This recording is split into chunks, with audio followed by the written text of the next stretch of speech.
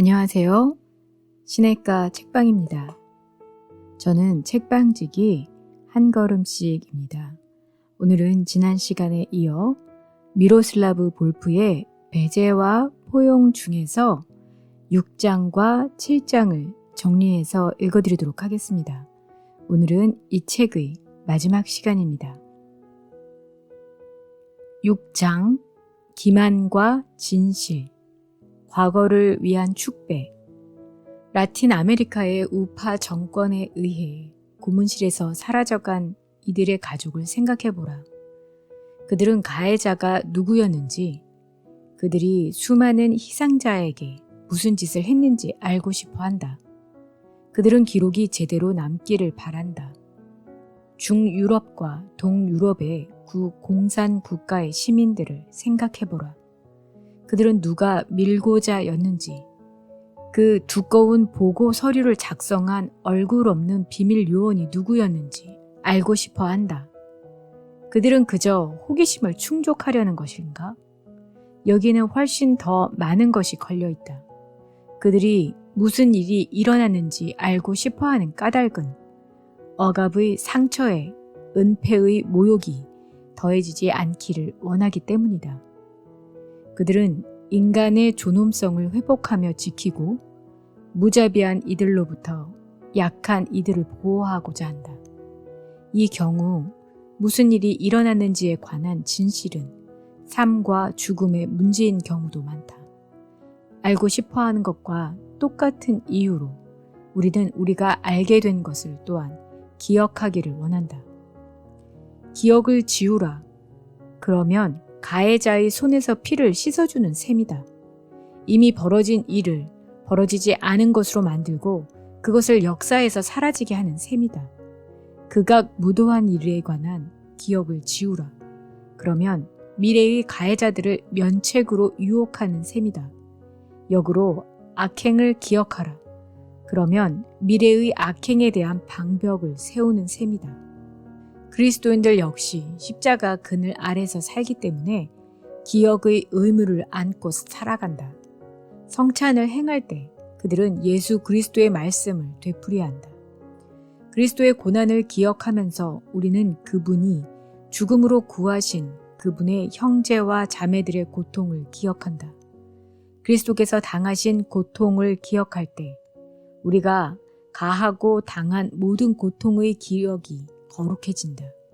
기독교 신앙의 핵심을 차지하며 구원 전체를 상징하는 심오한 의식인 성찬은 기억하기에 바쳐지는 헌사다.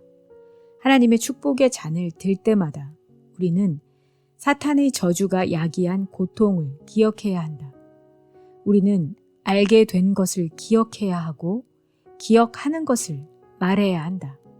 왜 이스라엘은 부드러운 말과 거짓된 것을 듣고 싶어 할까? 억압과 기만을 신뢰했기 때문이다. 이 둘은 뗄래야 뗄 수 없다. 당신이 억압하는 사람이라면 당신은 기만을 통해 당신의 죄를 은폐하려 할 것이다. 억압에는 기만이라는 버팀목이 필요하다. 기만의 덮개를 제거하라. 그러면 억압이 수치스러운 모습으로 벌거벗고 있을 것이다. 비밀이 없이는 권력이 작동할 수 없다. 따라서 지금 상황이 어떤지 크게 외치는 것은 위험한 전복 행위다. 압제당하는 이들은 그 위험을 누구보다 잘 알고 있다. 에이머스 앨런의 말처럼 기억은 일종의 복수일 수도 있다. 그러므로 그저 기억한다는 것뿐만 아니라 어떻게 기억하느냐, 즉 사랑하는 마음으로 기억하는지 아니면 미워하는 마음으로 기억하는지, 화해를 추구하는지 아니면 복수를 추구하는지가 중요하다. 구원은 단순히 기억 속에 있지 않다. 그것은 기억으로 우리가 무엇을 하는지에 달려있다. 우리는 우리가 알기로 선택한 것을 알기 때문에 우리가 기억하고 싶은 것을 기억한다. 우리는 기억으로 우리가 하고 싶은 것을 한다. 기억 자체는 우리가 그 기억으로 무엇을 해야 하는지 말해주지 않기 때문이다. 일어난 일을 그대로 말하기. 전형적인 근대 역사가들에게는 두 가지 공통점이 있다. 즉 그들은 객관성과 진실을 열망했으며 하나의 정확한 방법을 사용함으로써 상대주의를 잘라내고 진실의 빛이 밝게 빛나게 할 수 있다고 믿었다. 그들은 주어진 문제에 관한 단 하나의 정확한 관점이 있고 거기에 도달하기 위한 단 하나의 정확한 방법이 있다고 주장했다. 전지하신 하나님에 대한 믿음은 진리를 추구하도록 기운을 불어넣는다. 하지만 인간의 유한성에 대한 자각은 우리가 그것을 발견했다고 말할 때조차 겸손한 태도를 갖게 된다. 우리가 언제나 부분적으로만 아는 이유는 첫째, 우리가 유한한 존재이기 때문이다. 토머스 네이글의 말처럼 우리 각자가 자아를 초월하여 객관적이 될 수 있는 커다란 잠재력을 소유하고 있을지라도 세상에 대한 우리의 지식은 아무리 확장해도 언제나 파편적일 것이다. 둘째, 우리의 제한된 지식은 우리가 추구하는 관심에 의해 형성되고 우리가 살고 있는 문화와 전통을 통해 걸러진 것이기 때문이다. 근대성의 의제는 지나치게 도를 넘었다. 인간의 능력에 대한 잘못된 낙관론을 품었고 결국 중립적 입장이 존재한다는 그들의 가정은 틀렸다. 의심할 수 없는 지식의 토대, 해석되지 않은 경험, 세상에 대한 완벽하게 명료한 해석 같은 것은 존재할 리가 없다. 우리는 순수한 사실에 접근할 수 없으며 실제로 일어난 일을 엄밀하게 객관적으로 재구성해낼 수 없다. 진리의 체제들. 중요한 문제는 무엇이 일어났는가라기보다는 왜, 그리고 어떻게 그런 것이 선언되고 믿어지는가다. 진리의 체제라는 구절이 암시하는 진리와 권력의 상관관계에 주목하라. 푸코는 진리는 계시되어지는 것이 아닌 생산되어지고 구성되고 덮어 씌워진다고 말했다. 지식이 권력에, 권력이 지식에 연루되어 있다는 통찰이다. 바르게 알기 위해서는 권력을 바르게 행사하기를 원해야 한다는 주장이 될 것이다. 이중적 보기. 네이글은 무관점으로부터 그리고 여기로부터 바라보는 것을 이중적 보기라고 부른다. 나는 우리가 이중적 보기를 유지해야 하지만 적어도 사회적 세계에 대한 지식에 관해서는 무관점으로부터의 보기를 거기로부터의 보기로 대체해야 한다고 주장한다. 우리는 거기로부터 그리고 여기로부터 세계를 바라보려고 노력해야 한다. 무관점으로부터 다른 이들을 바라본다는 것은 우리의 관점과 그들의 관점 모두를 무효화한다는 뜻이다. 나는 모든 곳으로부터 바라본다는 것은 하나님이 인간을 바라보시는 방식이라고 주장하고 싶다. 하나님은 외부로부터 뿐만 아니라 내부로부터도 바라보신다. 개별 역사들의 독특성으로부터 추상화하실 뿐만 아니라 구체적으로 모든 피조물의 선을 추구하신다. 하나님의 진리는 영원하지만 그것은 네이글의 철학의 진리에 대해 영원하고 비지역적이라고 말하듯이 비지역적인 것이 절대로 아니다. 우리는 하나님의 삶의 방식을 피조물의 방식으로 모방하고자 노력해야 한다. 우리는 추상적으로가 아니라 구체적으로, 단순히 외부로부터만이 아니라 내부로부터도 타자를 바라보려고 노력해야 한다. 모든 것으로부터 바라보시는 하나님의 방식에 상응하는 인간적인 보기의 방식은 무엇일까? 그것은 여기로부터 그리고 동시에 거기로부터 바라보기이다. 이런 이중적 보기를 통해서만 다른 사람들의 타자성을 약화시키지 않고 그들이 자신의 입장을 지키도록 허용할 수 있다. 여기로부터 바라보기는 자연스럽게 일어난다. 그것은 우리가 보통 바라보는 방식이다. 하지만 거기로부터, 즉 다른 이들의 관점으로부터 바라보기 위해서는 무엇이 필요한가? 첫째, 우리는 자신의 외부로 걸어 나가야 한다. 그렇게 하기 위해 절대적 자기 초월이라는 환상에 사로잡혀 인간이 피조물이며 특정한 상황 속에 자리 잡고 있음을 부인한다는 뜻은 결코 아니다. 잠시라는 말로 거리두기를 제한했다. 왜냐하면 곧 살펴보게 되는 것처럼 자신의 외부로 걸어 나간 후에 되돌아와야 하기 때문이다. 둘째, 우리는 사회적 경계를 가로질러 타자의 세계로 들어가 잠시 그곳에서 살아야 한다. 우리는 귀를 열어 다른 사람들이 우리를 어떻게 이해하는지 그리고 그들 자신을 어떻게 이해하는지 들여보아야 한다. 상상력을 발휘해서 그들, 우리, 그리고 공통의 역사에 관한 그들의 관점이 그들에게는 그토록 설득력이 있는 반면에 우리에게는 그럴듯하지 않으며 근본적으로 낯설고 심지어 모욕적이기까지 하다는 것을 이해하도록 노력해야 한다. 그 안으로 들어간다는 것은 다른 이들이 그들 자신에게 가까운 정도로 우리도 그들에게 가까이 다가가려고 노력한다는 뜻이다. 셋째, 우리는 타자를 우리 자신의 세계로 받아들여야 한다. 우리는 거기로부터의 관점과 여기로부터의 관점을 비교하고 대조한다. 반드시 여기로부터의 관점을 거부하고 거기로부터의 관점을 받아들여야 할 필요는 없다. 심지어 둘 사이에서 어떤 타협을 찾아내야 한다는 말도 아니다. 이것은 비교를 통해 얻을 수 있는 두 가지 가능한 결과다. 하지만 다른 결과도 가능하다. 우리는 거기로부터의 관점을 거부해야 할지 결정할 수 있다. 다른 이들을 우리의 세계로 받아들일 때 우리가 해야 할 유일한 일은 그들의 관점이 우리의 관점과 나란히 서 있게 하고 둘 중 어느 쪽이 옳은지 혹은 둘 다 부분적으로 옳고 부분적으로 그른지에 관해 생각해 보는 것이다.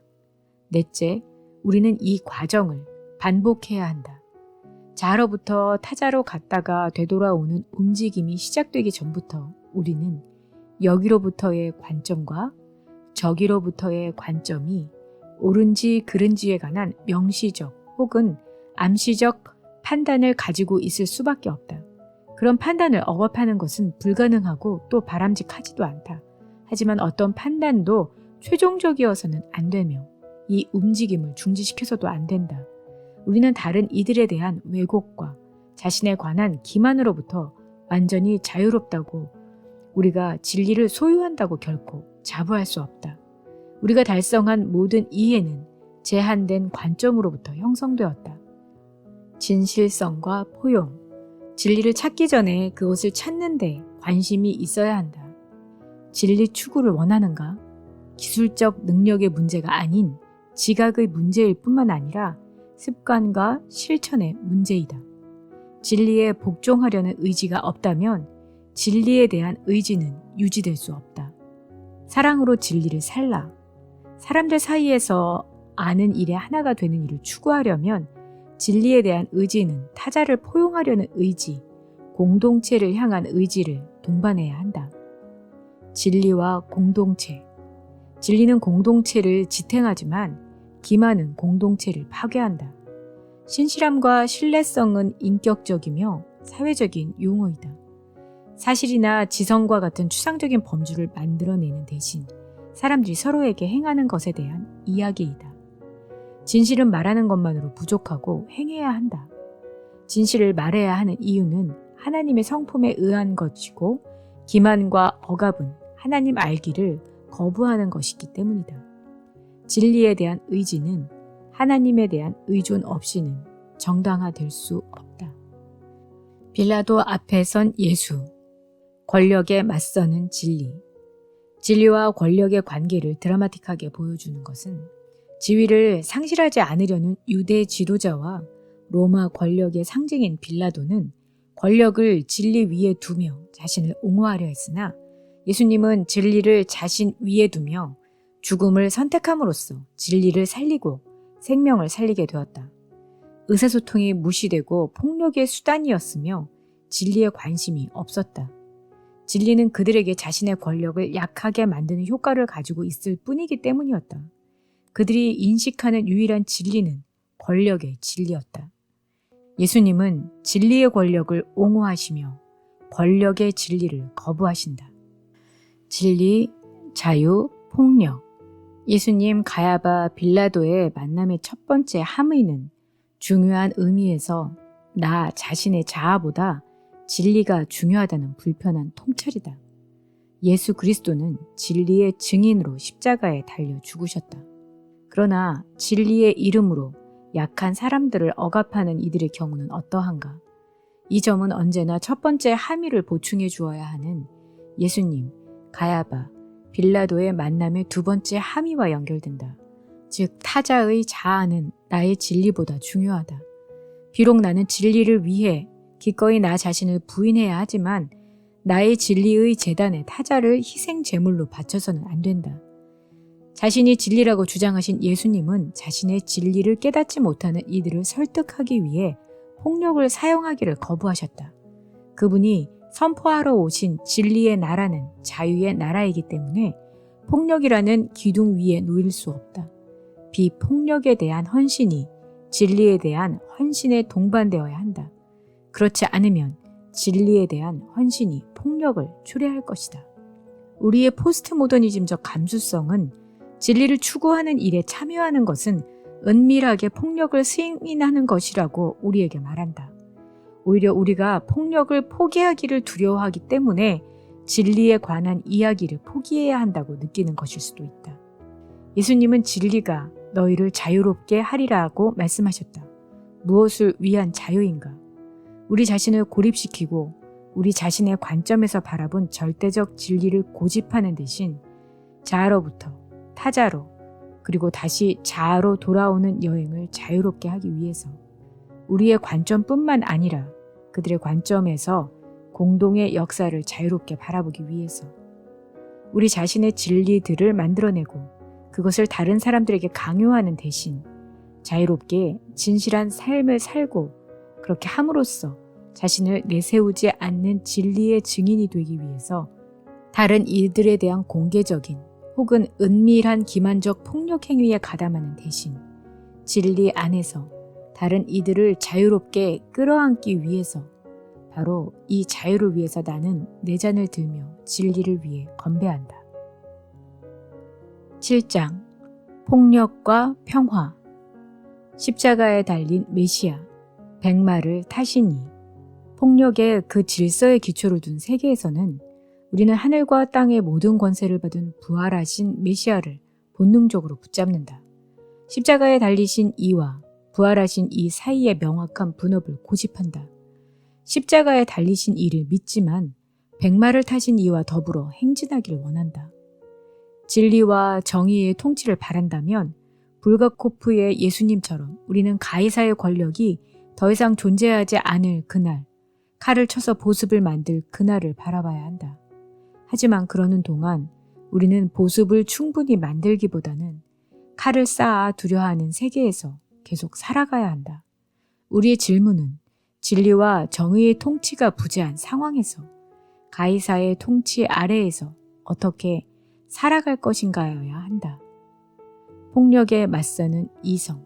계몽주의 사상가들의 대안은 폭력에 대한 해독제로서 합리적 방법론은 인류가 전 사회적 야만성으로부터 평화로운 사회적 교양으로 나아가는 이야기로서 문명화 과정에 대한 계몽주의의 낙관적 전망이 필수 요소였다. 하지만 문명화 과정이 폭력의 감소를 가져온다는 관념은 순진한 신화에 불과한 것으로 판명됐다. 국가에 의한 폭력의 독점이 폭력 자체의 감소를 필연적으로 수반하지는 않았고 불규칙한 폭력만 감소시켰을 뿐이다.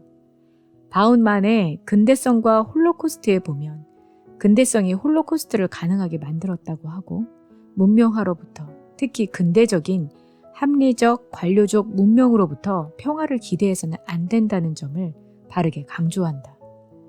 전쟁하는 사람들, 호전적인 신들, 근대성이 평화의 약속을 이행하는 데 실패했고 이성의 이름으로 종교를 대체하지도 못한 사실들은 우리로 하여금 종교가 현대사회에 줄어들지 않는 폭력과 어떤 관계가 있는가 하는 물음으로 되돌아가게 한다. 제임스 백포드는 현대사회에서 종교의 다양한 활용 가능성을 강조했다. 오늘날에도 세계에서 종교와 폭력이 공모하여 인류 역사 내내 그랬듯이 황폐함이라는 씨를 뿌리고 있다. 한스 콩의 종교 간의 평화 없이는 국가 간의 평화도 있을 수 없다고 주장한 것이 그것에서 비롯됐다. 우리가 추구하는 것이 평화라면 종교 간의 화해보다 폭력에 대한 종교적 정당화를 비판하는 일이 호전적인 신들에 대해 비판하는 일이 더 훨씬 시급하다. 우주적 테러, 비폭력이라는 덕목이 자신의 신념 체계의 필수 요소임에도 불구하고 종교인들이 비폭력 원칙을 고수하기가 왜 이렇게 어려운 것일까? 기독교 신앙은 진리와 정의에 관한 판단을 긍정하면서 폭력을 부인할 수 있는가? 폭력의 악순환 끊기. 폭력에 대한 기독교적 관점은 예수 그리스도께서 세상에 오셔서 세상에서 사시고 세상을 심판하시는 전체 과정의 폭력에 대한 태도를 성찰함으로써 얻어야 한다. 저자는 그 전체 과정 중 가장 중요한 국면인 십자가에 달리신 메시아로서 예수 그리스도께서 겪으신 폭력과 백마를 탄 자로서 예수 그리스도께서 실행하시는 폭력에 관해 살펴보고자 한다. 십자가에 달리신 메시아는 4가지 방식으로 폭력에 도전하셨다. 첫째, 십자가는 폭력의 악순환을 끊는다. 둘째, 십자가는 희생양 기제를 폭로한다. 셋째, 십자가는 하나님의 진리와 정의를 위한 예수님의 싸움의 일부다. 넷째, 십자가는 기만과 불의의 사람들을 끌어안는 하나님의 포용이다. 백마를 탄 자. 요한계시록에 나타난 하나님의 심판은 왜 그렇게 폭력적일까? 짐승과 거짓 예언자로 남기를 고집하는 이들을 바꿀 수 있을 정도로 강력한 것은 아무것도 없다. 하나님의 분노가 개입해야 한다. 만일 하나님이 불의에 대해 분노하지 않는다면 하나님은 불의, 기만, 폭력의 공범이 되고 만다. 십자가는 결국 순수하고 단순한 용서가 아니라 하나님이 불의와 기만의 세상을 바로잡으시는 방법이다. 백마를 탄 자의 폭력은 고통당하시는 하나님의 사랑에 의해 구속되기를 거부하는 모든 것에 대한 최종적인 배제를 상징적으로 묘사한 것이다. 십자가인가 칼인가? 누가 짐승과 거짓 예언자에 맞서 폭력을 행사하는가? 신약 성경 전체를 반영하면서 요한계시록은 오직 하나님만 그 일을 하신다고 말한다. 하나님을 닮아갈 의무보다 더 앞서는 의무가 존재하며 그것은 하나님이 되려고 하지 않을 의무, 하나님으로 하여금 하나님 되시게 하고 인간으로 하여금 인간 되게 할 의무다. 하나님을 하나님 되게 하는 것은 오직 폭력을 하나님만이 행하도록 하는 것이다. 그리스도인은 칼을 들고 백마 탄 자의 깃발 아래 모여서는 안 되며 십자가를 지고 십자가에 달리신 메시아를 따라가야 한다. 신약 성경에서 인간의 비폭력과 하나님의 복수를 밀접하게 연결시키는 것은 시사하는 바가 크다. 고통당하시는 메시아와 백마를 탄 자는 정말로 서로 하나이고 비폭력을 촉진함에 있어서 협력자다. 공의롭게 심판하시는 하나님께 자신을 의탁하지 않는다면 십자가에 달리신 메시아를 따라가고 학대받을 때 복수하기를 거부하기란 거의 불가능할 것이다. 전쟁의 가능성, 평화의 가능성. 한스 옌첸스베르거의 내전의 가능성에 보면 전쟁의 가능성이 평화의 가능성보다 훨씬 높다. 성경에서 보는 평화의 비전은 이사야 11장 1절에서 9절에서 나오듯이 불의와 파괴로부터 해방된 우리의 세상, 공포가 아니라 평화가 마지막 말이 되는 우리의 세상에 대한 비전이다. 평화에 대한 성경적 비전은 그리스 신화의 시시포스의 것보다 더 어려운 과업으로 우리를 초대한다. 하나님의 정의를 확신하고 하나님의 임재로 마음을 굳게 하며 복수의 충동에 사로잡히기를 거부함으로써 폭력의 순환을 끊어야 한다. 보복하지 않는 값비싼 행동들은 오순절의 평화, 즉 서로 다른 문화적 공간에서 온 사람들이 한 곳에 모여 서로의 언어를 이해하고 서로의 물건을 공유하는 평화라는 연약한 열매가 자랄 수 있는 씨앗이 된다. 네, 오늘은 미라슬로브 볼프의 배제와 포용 중에서 마지막 시간으로 6장과 7장을 정리해서 읽어드렸습니다. 여러분들은 어떠셨는지 모르겠어요. 사실 이 책은 많이 어려운 책입니다. 그래서 저도 읽으면서 많이 시간이 들었고 그래서 더 많이 생각을 해야만 했던 책인 것 같아요. 이렇게 짧게 들어서는 어쩌면 더 이해를 잘 못하실 수도 있는데 기회가 되신다면 책을 구하셔서 천천히 읽어보시는 것이 더 도움이 되실 거라고 생각이 듭니다. 여러분에게도 의미 있는 시간이었기를 바랍니다. 그럼 다음 시간에는 새 책으로 돌아오겠습니다. 구독과 알람을 설정하시면 더 편리하게 받아보실 수 있습니다. 그럼 다음 시간에 뵐게요. 안녕히 계세요.